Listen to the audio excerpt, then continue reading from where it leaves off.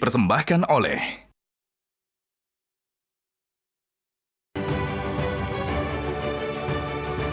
Selamat malam para pemirsa, ketemu lagi di Hot Room dengan saya Hotman Paris.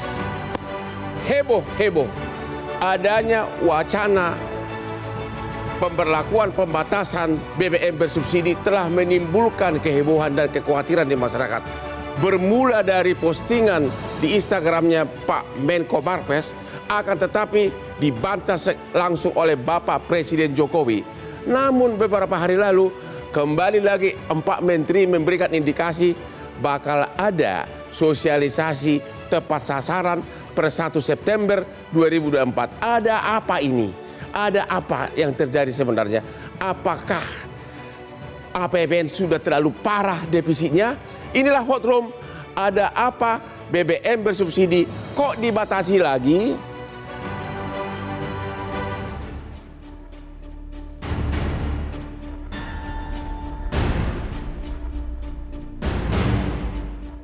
Dan juga pemberian subsidi yang tidak pada tempatnya. Itu sekarang Pertamina sedang menyiapkan. Kita berharap 17 Agustus ini kita sudah bisa mulai, di mana orang yang tidak berhak dapat subsidi itu akan bisa kita kurangin.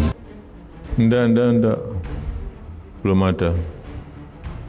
ada pemikiran ke sana, belum rapat juga.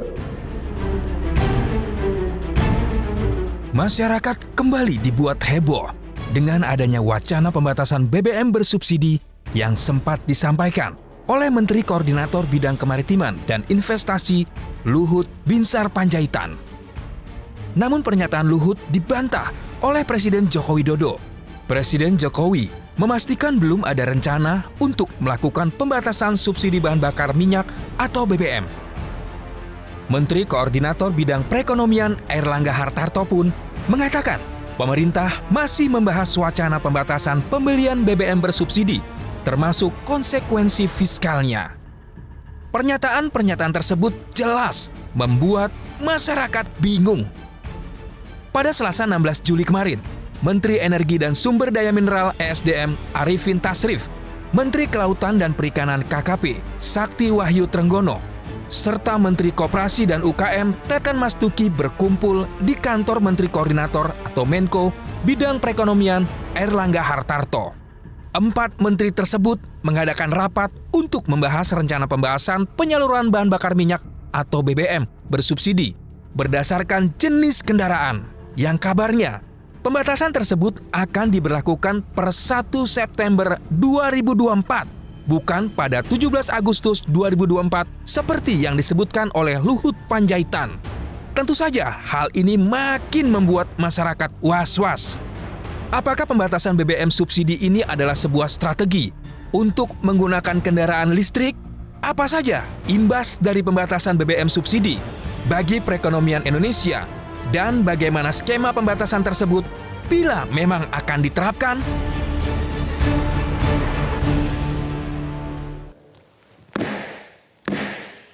Para pemirsa, malam ini kembali saya ingatkan kenapa Hotman Paris dan STY Sintayong, pelatih Timnas Bola Nasional, selalu tampil prima dalam setiap kegiatan-kegiatan resmi. Rahasianya inilah kopi luwak hitam premium. Kopi luwak hitam premium kesukaan Hotman Paris dan Sintayong, pelatih Timnas Nasional, sudah bertahun-tahun.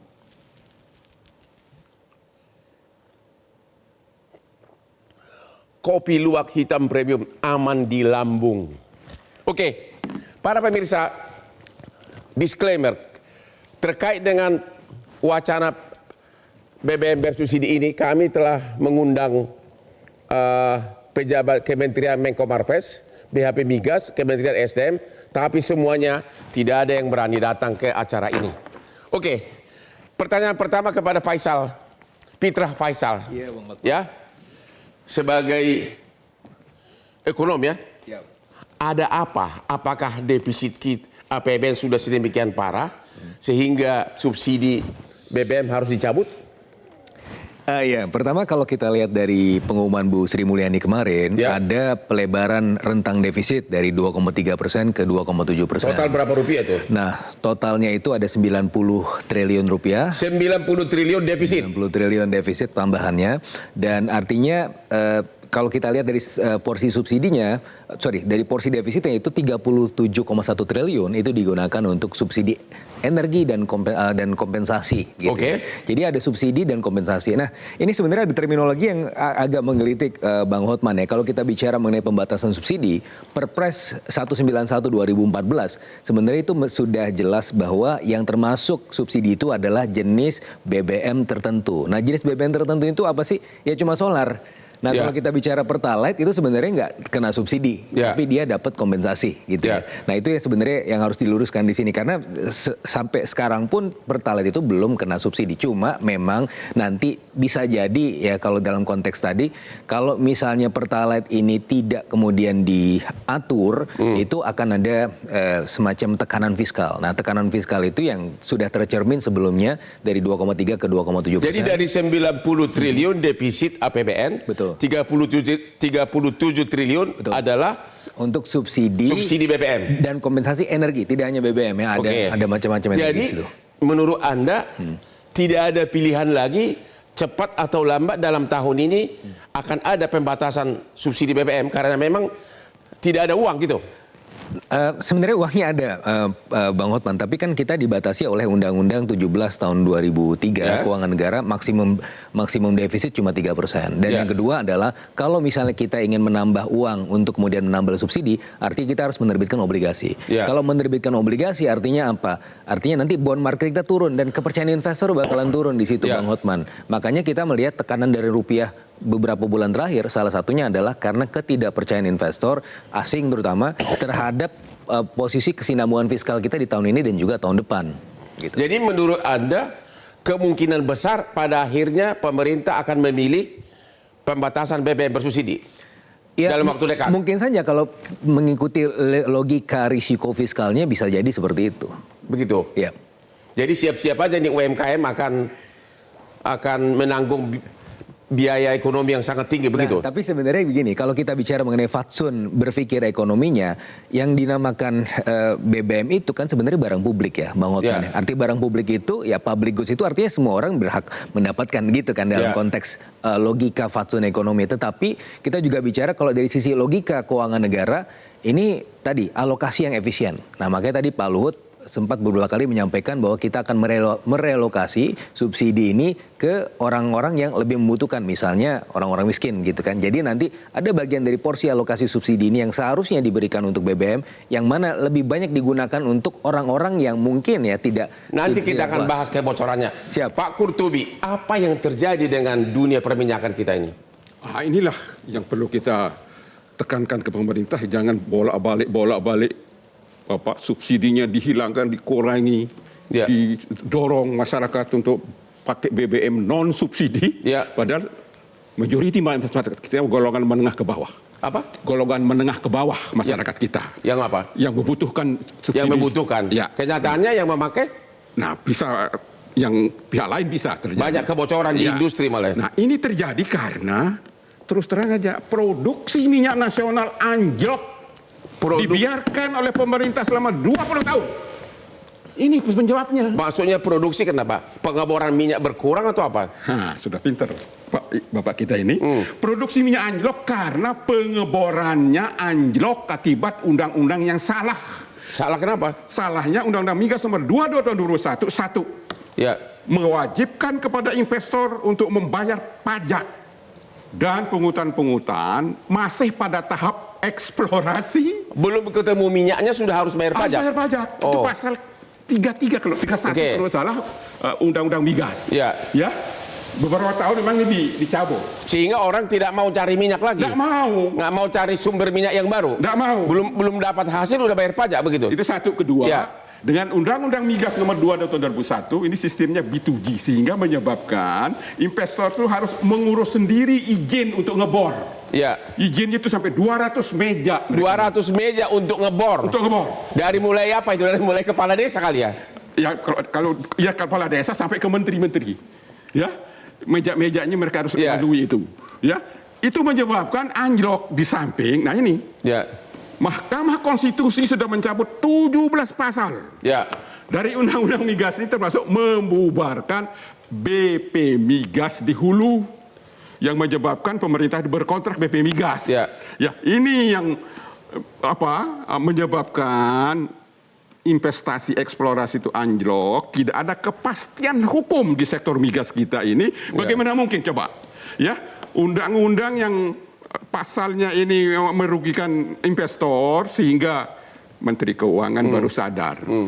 Pasal yang menyebutkan bahwa investor harus bayar pajak semasa eksplorasi Ya. sebelum berproduksi oleh Menteri Keuangan beberapa tahun setelah undang-undang dicabut, dianulir oleh Menteri Keuangan. Oke. Investor itu ngerti Menteri Keuangan ini status struktur hierarki hukumnya di mana. Dia jauh di bawah undang-undang. Ya. Apa boleh peraturan menteri membatalkan satu pasal undang-undang? Ya. Nah, ini menimbulkan ketidakpastian hukum, lebih-lebih 17 pasal sudah dicabut oleh MK. Ya. Investor tambah lari dari Indonesia. Itulah mengakibatkan produksi minyak di Indonesia anjlok. Anjlok setiap tahun. Dulu berapa? Waktu tertinggi 1,7 juta barrel per hari, sekarang di bawah 600.000 barrel per hari. Sebulan 1,7 barel per hari, sekarang cuma 600.000 karena sudah tidak ditemukan lagi ladang minyak yang baru. Temu lagi di Hot Room.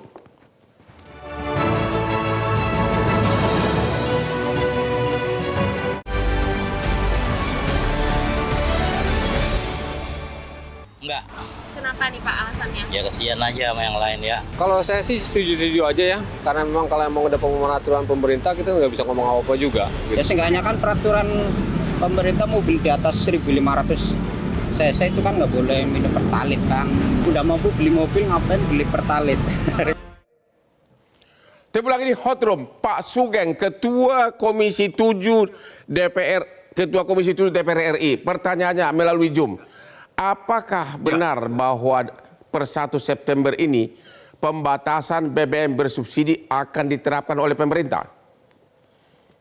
Silakan Ya, Pak. pemerintah yang tahu persis kan itu kalau itu pertanyaannya. Tapi begini pada dasarnya, bahwa isu tentang tepat sasaran memang harus terus-menerus kita gulirkan. Kenapa demikian? Dari hasil studi berbagai studi LPM UI misalnya juga itu memang tinggi sekali, ketidak tepat sasaran itu lebih dari 40%, bahwa subsidi itu mestinya ditujukan kepada masyarakat yang tidak mampu.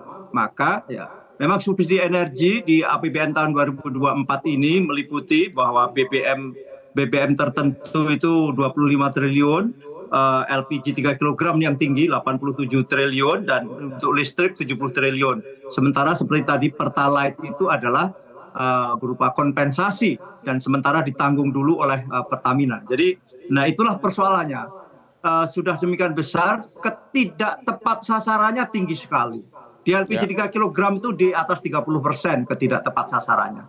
Di BBM itu lebih parah lagi. Di atas 40%. Tidak tepat sasaran maksudnya dicuri oleh orang-orang yang tidak berwenang, tidak berhak itu.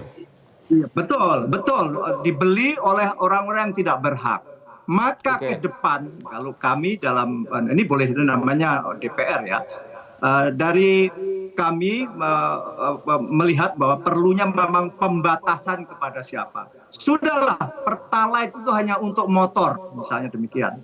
Atau angkutan umum. Jadi jelas, motor dan angkutan umum. Selebihnya beli Pertalite adalah dengan harga keekonomian. Dan nanti harga keekonominya dihitung. Karena apa? Mau dengan berbagai pendekatan yang ada memang tidak mudah. Idealnya adalah subsidi itu kepada orang, bukan kepada barang. Karena subsidi itu adalah untuk meningkatkan atau mempertahankan kemampuan daya beli masyarakat. Sehingga menyangkut harga BBM ini memang ada 3 faktor yang harus dihitung. Pertama adalah kemampuan daya beli masyarakat. Kedua sudah barang tentu keuangan negara. Dan ketiga jangan diabaikan, yakni adalah BUMN yang mendapat penugasan, yakni adalah Pertamina. Karena semuanya itu ada harganya. Seperti tadi Pertalite misalnya, karena itu dan itu besar, volumenya kurang lebih sampai 31 juta metrik ton, di mana kurang lebih 1 liternya saja subsidi hampir Rp3.000, bisa kita bayangkan. itu semua masih ditanggung pemerintah. Maaf, ditanggung oleh Pertamina. Nah, dengan demikian kalau melihat kondisi itu maka sudah waktunya kita ini mencari jalan yang terbaik. Bagaimana agar subsidi itu tepat sasaran. Lagi-lagi, subsidi adalah untuk orang, bukan kepada barang. Mestinya demikian. Pertanyaannya, tapi kan selalu ini wilayah politik yang pemerintah defisit tidak berani APBN beranjak. Dengan defisit APBN yang 90 triliun. Nah, betul apakah sekali. hanya Jadi begini, tepat sasarannya ini itu energi terjadi di energi ini terjadi apa disebut dengan triple hit. Pertama, ICP dilewati. ICP itu Indonesia Crude Price dikarenakan harga crude dunia naik di atas Indonesia Crude Price. Harga rata-rata dunia sekarang sudah di $87 per barrel. Sementara ICP di APBN tahun 2004 ini adalah 82. Ini sudah selisih $5. Belum di dolarnya. APBN tahun 2024 itu ditetapkan 15.500. Sementara hari ini dolar sudah 16.400. Dan itulah ketiganya adalah tadi Pak Kurtubi sudah menyebut bahwa lifting minyak kita ini adalah terus turun dikarenakan banyak faktor. Salah satu yang disoroti Pak Kurtubi adalah tentang mekanisme aturannya. Tapi ada sisi lain, ada technical, karena selalu yang sekarang dieksplorasi itu ketemu gas dan gas. BBM atau minyak Pak, memang sudah mulai langka dan Pak, mulai ke arah laut dalam. Jadi biaya eksplorasi dan eksploitasinya memang relatif lebih mahal. Nah itulah pertanyaannya sekarang, Pak. Halo Pak. Ya. Apakah dengan defisit APBN yang begitu tinggi 90M, Bapak yakin nggak ada pilihan lain bagi pemerintah harus membatasi subsidi BBM bersubsidi ini dalam waktu dekat? Nggak ada pilihan lain? Tampaknya demikian. Kalau kita lihat strategi yang dijalankan untuk menutup defisit itu dengan SAL kan, sisa anggaran tahun lalu. Yang biasanya ini adalah carry over di ujung. Ini baru di pertengahan, belum ujung sudah pakai SAL. Ini artinya apa? Keuangan memang sangat-sangat terbatas. Di sisi lain apa? Ekonomi masyarakat bawah sedang dalam titik yang mulai parah istilahnya. Artinya ini agak berat. Kenapa? Kita lihat NPL non-performing loan di BRI itu sudah di atas 3%, sudah termasuk kategori tinggi. Artinya apa? Selama ini masyarakat bawah yang sangat tergantung dari misalnya BLT dan sebagainya, sekarang sudah mulai terasa problemnya. Nah inilah yang jadi persoalan, sehingga pilihan-pilihan memang sulit. Maka kalau dari Komisi 7 menyarankan, pemerintah harus menggunakan anggaran yang harus berhati-hati. Ada namanya government spending, yang itu adalah juga ada kewajiban lah, semacam yang wajib keluar, yakni adalah bayar ke pegawai, adalah juga untuk subsidi, dan untuk jangan lupa mencicil utang bunga dan pokok utang luar negeri. Itu yang sifatnya wajibnya. Yang lain-lain saya kira harus. Pertanyaan berikutnya Pak. Pertanyaan berikutnya Pak. Negara sudah berat. Ya. Kalau bakal ada pembatasan BBM bersubsidi, apakah dikhawatirkan dalam bulan-bulan terakhir ini bakal banyak penimbunan besar-besaran BBM? Nah itulah celakanya begitu. Pemerintah itu, kita bisa contoh sebetulnya pemerintah yang lalu. Zaman Orde Baru, besok mau naik, baru malam ini diumumkan. Ini baru bulan depan atau apa dan sebagainya sudah mulai teriak-teriak. Ini sehingga terjadi keresahan dan banyak penimbunan. Ini yang tidak benar. Mestinya pemerintah menghitung secara pasti, lantas diputuskan saja langkahnya secepatnya. Karena ini bom waktu juga kok. Mau pemerintahan hari ini yang menaikkan atau pemerintahan yang akan datang. Tapi kalau hari ini sekali lagi, masyarakat bawah dalam posisi sulit, belum waktunya untuk naik BBM. Terima kasih Pak Komisi 7 DPR, Ketua Komisi. Pak Tulus Abadi dari YLK. YLKI. Apa Anda mendukung BBM bersubsidi ini dibatasi? Ya, ini persoalannya bukan mendukung atau tidak mendukung, tapi mesti ada konsistensi. Yaitu? Ya, konsistensi di kebijakan, regulasi, dan juga ekonomi. Apa? Menurut saya ya pemerintah dan mungkin juga DPR itu sendiri. Karena kalau tadi Bang Fitra mengatakan ada fatsun ekonomi, sebenarnya ada pelanggaran juga di fatsun undang-undang, bahkan sosial. Mengapa? Karena di Undang-Undang tentang energi, saya kira Pak Qurtubi juga sangat paham bahwa di Undang-Undang nomor 30 tahun 2017 itu disebutkan dengan gamblang bahwa masyarakat yang berhak menerima subsidi energi adalah masyarakat tidak mampu. Sekarang ini yang menikmati siapa? Nah, sekarang kita kembali ke terminologi dulu. Ya. Siapa yang disebut dengan masyarakat tidak mampu? Ya. Nah, apakah pengguna mobil pribadi roda 4 itu masyarakat tidak mampu sehingga dia mendapatkan menurut subsidi? Bapak yang mana? Ya, menurut saya kalau merujuk kepada konsistensi regulasi yang ada tadi, pertama soal pasal 3 Undang-Undang 30 tadi. Kedua, kalau bicara masyarakat tidak mampu, itu ya rujukannya adalah mestinya data kemiskinan sosial terpadu dari Kemensos. Artinya itu jumlah orang miskin yang jumlahnya 25,22 juta. Dan itu tidak diterapkan. Bukan nggak diterapkan, orang itu sebenarnya yang berhak menerima subsidi, tetapi dia tidak menerima subsidi karena tidak punya mobil, tidak punya motor. Bahkan oleh karena itu ini harus diluruskan siapa sebenarnya terminologi terhadap definisi. Apakah benar BBM bersubsidi itu 40% bocor justru dicolong, dibeli oleh para pengusaha dan dijual ke luar negeri? Enggak. Bukan dicolong sebenarnya, bicara tidak tepat sasaran dalam konteks subsidi BBM, itu ya 70% lebih ini data dari Bank Dunia, karena yang menikmati adalah orang yang mampu, yaitu yang punya kendaraan. Memang mungkin yang sepeda motornya agak rentan, karena 10-15% pengguna motor memang low income, pendapatannya rendah. Ini yang mungkin harus ditelusuri di mana yang berhak itu. Tapi kalau kita bicara pemilik roda 4, ya itulah sebenarnya yang disebut orang yang mampu karena punya mobil, ya sehingga sebenarnya kalau kembali ke Undang-Undang Energi, ya dia tidak berhak atas subsidi energi karena artinya kalau kepada Undang-Undang Energi yang berhak menerima subsidi energi adalah masyarakat tidak mampu. Ini eksplisit disebutkan di dalam. Sangat terlalu subjektif definisi tidak mampu itu. Artinya orang punya mobil belum tentu mampu, Pak. Ya makanya pemerintah harus merumuskan yang disebut dengan tidak mampu itu siapa. Kalau di dalam data Kemensos, yaitu ada 25,22 juta. Memang ada juga data rentan miskin yang jumlahnya 62 juta. Nah ini yang kemudian harus diformulasikan. Kita lihat dulu grafis berikut ini. Mobil-mobil yang kemungkinan besar tidak lagi dapat menikmati BBM bersubsidi, ya. Daftar mobil yang terancam tidak boleh isi Pertalite, ya. Wah, ini. Ya, ini banyak benar ini mobilnya nih. Ya. Jadi Anda yang punya mobil ini siap-siap jual, ganti dengan yang lebih murah. Oke? Ganti motor kalau perlu. Ya, iya. Ini yang punya mobil ini ada menengah ke atas, ada menengah ke bawah, ya. Itu.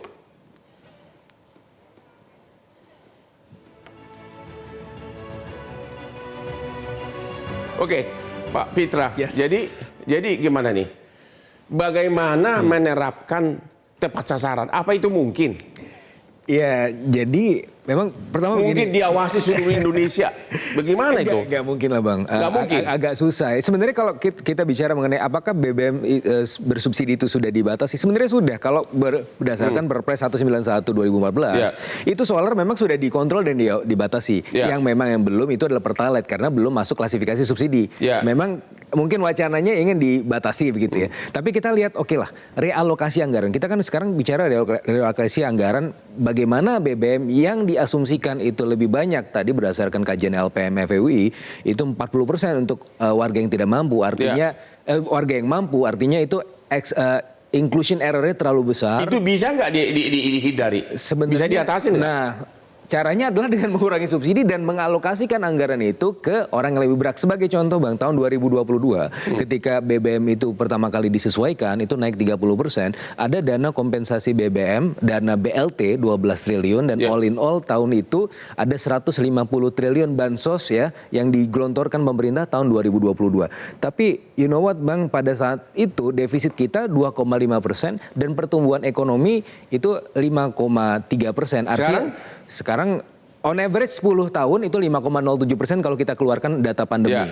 Artinya 5,3% di tahun 2022 itu artinya dampak ekonomi ketika ada realokasi anggaran itu jauh lebih produktif ketimbang tidak misalnya gitu kan. Berarti kan anggaran memang digunakan secara lebih efisien. Nah, berdasarkan indikator itu memang ya kita harus benar-benar menghitung mana yang subsidi itu yang memang benar-benar tepat sasaran sebagaimana argumen pemerintah. Cuma kan masalahnya adalah tadi saya sepakat juga dengan Pak Sugeng ya. Kan ada faktor yang disebut sebagai ekspektasi inflasi, Bang Hotman. Ketika ini diumumkan misalnya sekarang, tapi nanti akan dilakukan misalnya bulan September atau bahkan Oktober, itu sudah terbentuk pola ekspektasi inflasi di masyarakat sehingga harga-harga sudah keburu naik. Jadi Anda mengatakan mengumumkan jauh-jauh hari bakal ada pembatasan BBM bersubsidi adalah tindakan yang sangat tidak bijaksana. Betul, harusnya langsung aja. Ketemu lagi di Hot Room sesudah yang berikut ini.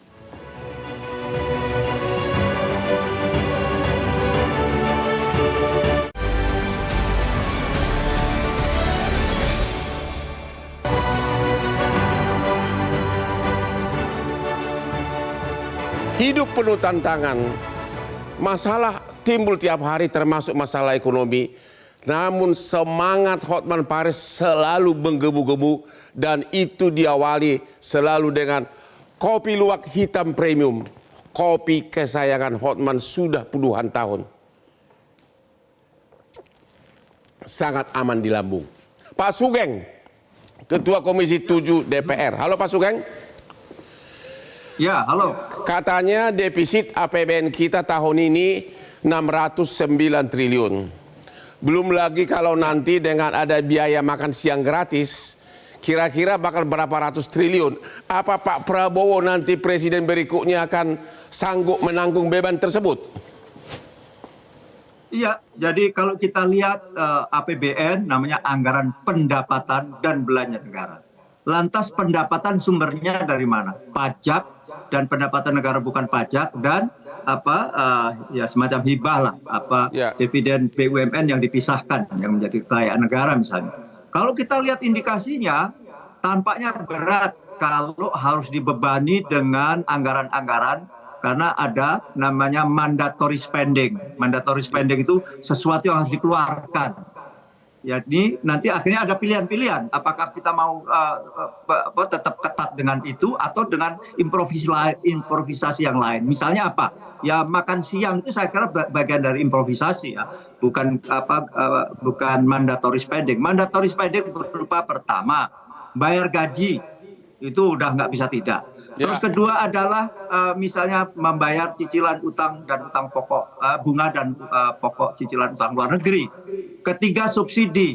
Nah ini semua adalah menurut hemat kita dalam keadaan ekonomi hari ini untuk masyarakat bawah khususnya yang sedang mengalami problem, subsidi harus diutamakan. Artinya apa? Jadi Anda mengatakan, anggaran disubsidi Anda mengatakan, hanya Anda mengatakan salah satu cara antara lain adalah menghapus makan siang gratis, begitu? Karena itu tidak mandatory spending. Bukan menghapus, itu adalah itu harus diutamakan yang sifatnya mandatori. Lihat dari pertumbuhan ekonomi pun sangat tergantung dari misalnya government spending. Kalau lihat pertumbuhan ekonomi 5,11% misalnya, 19%-nya disumbang oleh belanja pemerintah, di mana konsumsi rumah tangga sekarang sedang jeblok-jebloknya justru hanya sekitar 5% saja. Ini artinya apa? Ekonomi di bawah memang sedang berat hari-hari ini. Jadi diutamakan yang menyangkut tentang, apakah pada akhirnya nanti akan larinya kenaikan pajak? Saya kira sudah diworo-woro tentang kenaikan pajak. Tetapi kenaikan pajak sekarang apa yang mau dipajaki dalam keadaan ekonomi yang serba sedang uncertainty hari ini? Misalnya apa? Hari-hari ini kan memang sedang terjadi capital outflow karena ada satu faktor misalnya suku bunga di luar lebih tinggi untuk dolar ya dan sebagainya. Sementara di dalam negeri kita mengandalkan bagaimana surat utang negara yang dibeli oleh bank-bank juga. Jadi praktis uang beredar sekarang sangat kecil sekali. Yang itu kalau uang beredar kecil artinya kegiatan ekonomi akan mengkerut. Artinya apa? Pajak juga akan mengkerut. Itu hampir itulah teori dasarnya demikian. Dan saya kira berat kalau dipaksakan untuk dipajak malah justru kontraproduktif. Terima kasih Pak Sugeng. Pak Kartubi.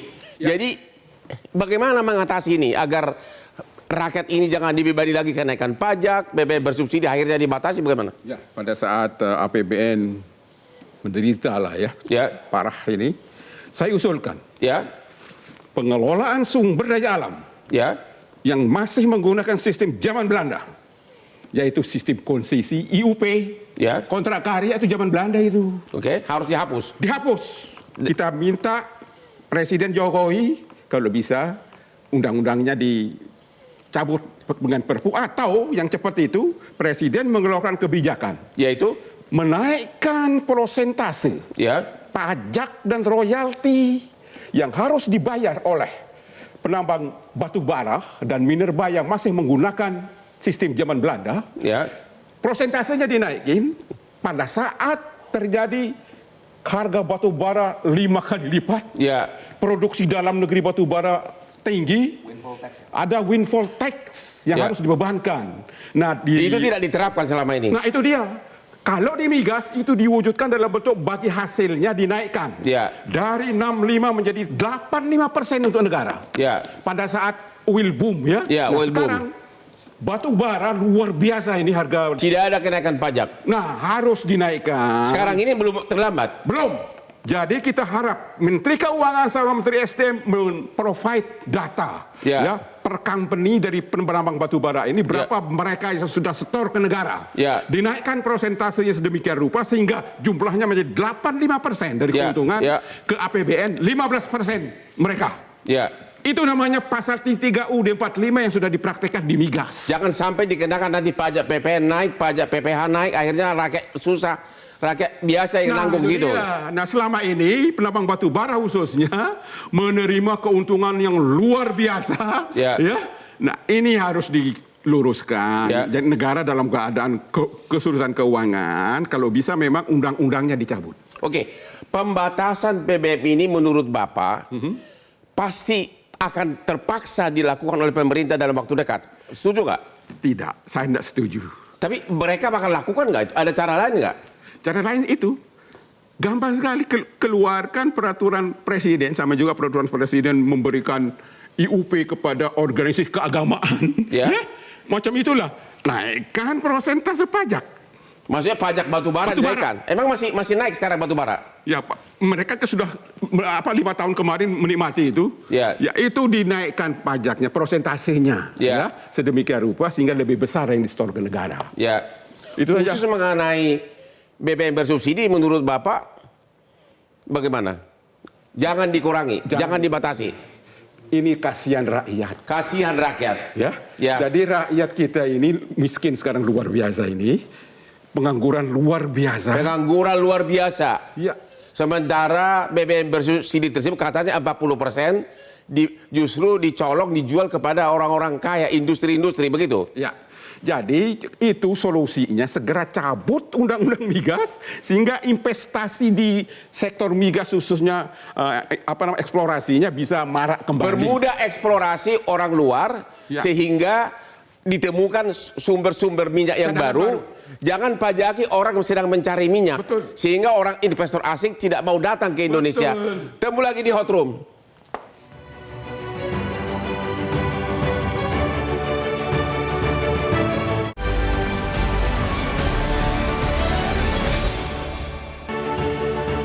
Temu lagi di Hot Room. Apabila pembatasan BBM bersubsidi diterapkan, rakyat akan semakin menderita. Apa himbauan Bapak? Tolong dalam waktu singkat. Pertama, saya kira pemerintah harus tegas mau di pengendalian subsidi atau tidak. Kalau mau pengendalian ya diputuskan saja, jangan bertele-tele, jangan banyak berwacana.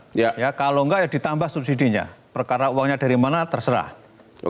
Yang pertama, yang kedua, ya memang konsep subsidi energi selama ini itu harus direformasi total. Karena tadi sangat tidak tepat sasaran dari hulu sampai hilir. 40% dicolong orang? Ya, itulah yang kemudian harus ada konsistensi di regulasi dan juga di data sosial ekonomi. Sehingga masyarakat betul-betul menerima. Dan sebenarnya yang harus dijaga dari subsidi energi yang paling real di masyarakat itu adalah pengguna listrik. 450 ampere dan 900 itulah yang kelompok menengah bawah. Atau gas LPG 3 kg. Itu yang real subsidi untuk masyarakat yang memang berhak secara ekonomi dan sosial. Terima kasih. Pak Fitra, Apa himbauan Bapak agar jangan sampai BBM bersubsidi ini dibatasi? Oke, berarti kalau masih mungkin enggak? Ya, supaya nggak kagetan, artinya sumber penerimaannya itu harus diperkuat. Ya. Kita melihat bahwa sekarang ini kan kemarin PPN dinaikin dari 10 ke 11%, ternyata malah anjlok itu penerimaan dari PPN turun 11 sampai 15%. Itu artinya ya nggak bagus juga buat ekonomi begitu kan. Nah, kalau kita lihat bahwa sumber-sumber penerimaan negara sudah pada anjlok, artinya ke depan PR-nya adalah optimalisasi pengumpulan, bukan menaikkan tarif tapi meningkatkan tax ratio. Ini kan waktunya udah singkat, 1 September, mana sempat lagi? Buat Pak Prabowo lah nanti ya. Nanti kan ini dibebankan Pak Prabowo karena Pak Jokowi katanya sepertinya ingin husnul khotimah, ingin selesai dengan tidak ada konflik begitu kan. Nah, saran saya buat Pak Prabowo, saran yang paling cepat apa agar jangan sampai ini diterapkan BBM bersubsidi? Oke, berarti kan sumber penerimaan harus dinaikkan. Apa caranya gimana? Tax ratio dinaikkan. 0,5% meningkatkan tax ratio, bukan pajak yang dinaikkan ya, tapi tax ratio. Artinya apa tax ratio? Artinya kan berarti basis pengumpulan pajak itu diperkuat. Diperluas. Nah, mana yang banyak ngemplangnya? Ya sektor pertambangan. Tadi yang disampaikan juga oleh Pak Qurtubi. Nah, kalau hitungan saya 0,5% naik tax ratio itu sudah bisa kumpul 100 sampai 120 triliun Bang Hotman. Artinya bisa untuk nggak cuma makan siang gratis. Itu nanti buat BBM juga ini tanpa harus membebani rakyat kecil. Tanpa harus membebani rakyat. Dan jadi kalau kita bicara mengenai staging gitu kan nggak bisa dilepas sepenuhnya ya. Kan memang kita bicara bahwa subsidi itu banyak yang tidak tepat sasaran. Tapi kan harus bertahap. Nah, kalau untuk memenuhi tahapan ini berarti kan harus ada sumber revenue yang diperkuat. Jadi tolong diperinci, harus dalam waktu dekat pemerintah harus menerapkan sumber revenue pajak. Betul. Antara lain batu bara. Salah satunya. Makanya harus tadi ada wacana ingin membentuk Badan Penerimaan Negara. Itu harusnya dibuat lebih konkret di tempat. Perluas sumber pajak, begitu? Betul. Apa lagi? Ya, itu saja sumber penerimaannya. Karena kalau sumber penerimaannya sudah banyak, artinya kan pemerintah akan lebih leluasa untuk melakukan sementara membentuk itu, Mas, waktu kan udah kepepet. Masih sempat nggak? Oke, tidak ada BPN. Tapi ya, yang bisa dilakukan sebelum ada BPN itu terbentuk, tadi tax ratio itu bisa ditingkatkan. Caranya bagaimana? Dengan menggesa pengumpulan pajak. Nah, ini kan banyak kong kali kong di bawah di lapangan, Bang Otman, terutama di sektor pertambangan. Nah, itu saja yang dikejar. Terima kasih, Pak Qurtubi. Bagaimana menolong rakyat kecil ini? Jangan sampai September nanti semua harus menanggung beban yang sangat berat, BBM bersubsidi dibatasi. Negara kita dikaruniai oleh Tuhan Yang Maha Kuasa. Sumber daya alam yang beragam dan besar. Konstitusi sudah mengatur cara pengelolaannya ini untuk sebesar-besar kemakmuran rakyat. Untuk itu... Yang terjadi apa? Yang terjadi ini sekarang... pengelolaannya tidak sesuai dengan konstitusi, masih menggunakan undang-undang Indeterminate, undang-undang pertambangan zaman Belanda dengan menggunakan sistem IUP. Izin usaha pertambangan itu Belanda punya itu. Maka saran saya, negara besar dengan kekayaan yang begitu besar sumber daya alamnya, tolong pengelolaannya disesuaikan dengan pasal 33 UUD 45. Tapi itu kan jangka panjang. Jangka pendek apa? Mencegah jangan sampai akhir tahun ini BBM bersubsidi. Ada nggak penerimaan yang bisa cepat tanpa harus membebani rakyat? Nah, kalau yang cepat itu saya katakan tadi, kalau bisa Presiden mengeluarkan perpres menaikkan pajak dan royalti dari penambangan, tidak hanya batu bara. Ya, yang belum sesuai dengan konstitusi. Termasuk timah yang triliunan kerugian negara. Ya, timah yang lain-lain juga. Supaya mereka diwajibkan membayar pajak dan royalti harus lebih besar. Dari keuntungan besar mereka. Sebab ini sudah dipraktekkan sukses di sektor migas. Ya, itu aja tiru sehingga penerimaan negara bisa cepat naik. Terima kasih. Jadi tingkatkan segera penerimaan pajak dari batu bara. Itu salah satu sumber uang yang paling cepat. Dan penambangan mineral yang lain. Penambangan mineral yang lain. Pak Sugeng, Ketua Komisi 7 DPR. Bagaimana Bapak mengatasi ini? Bapak kan anggota DPR.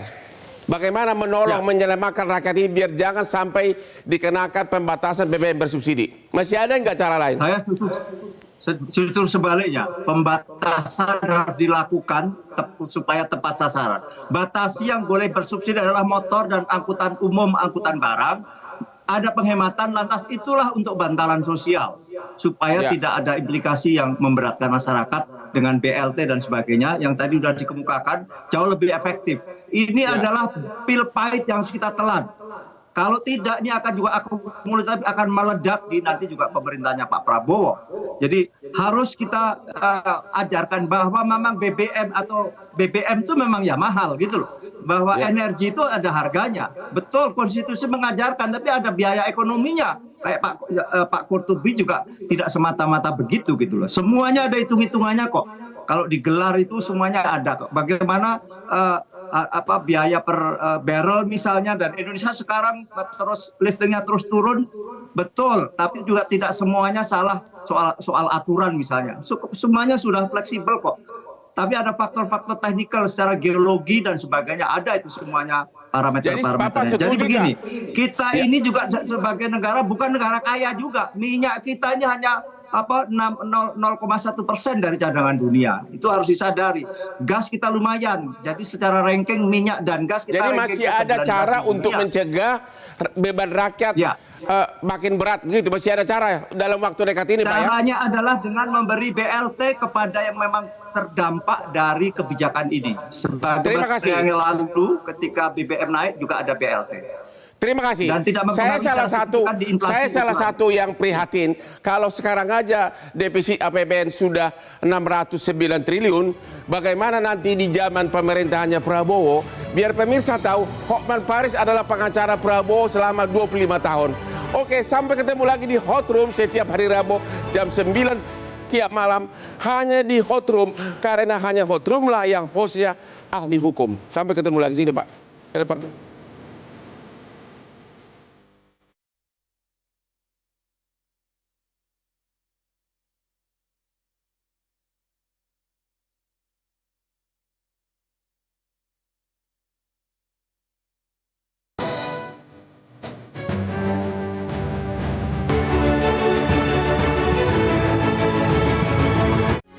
Metro TV. Jelajahi cara baru mendapatkan informasi. Download Metro TV Extend sekarang.